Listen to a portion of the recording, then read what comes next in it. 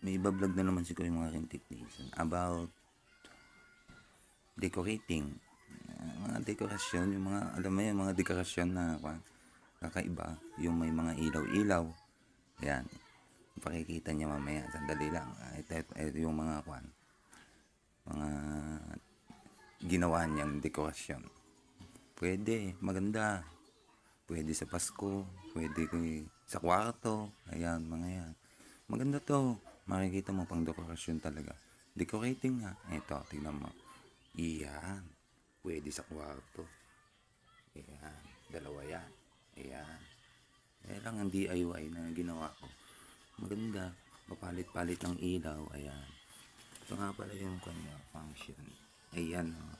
Nilagyan ko charging board tsaka battery ng cellphone. Ayan. Ayan.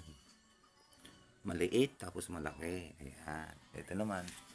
Battery ejecting naman. Yun. Isa. Built-in. May charging siya. Ito. Battery ejecting. Ayan lang yung bablog ko.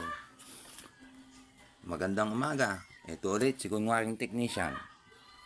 Sana magustuhan nyo itong ginawa kong dekorasyon.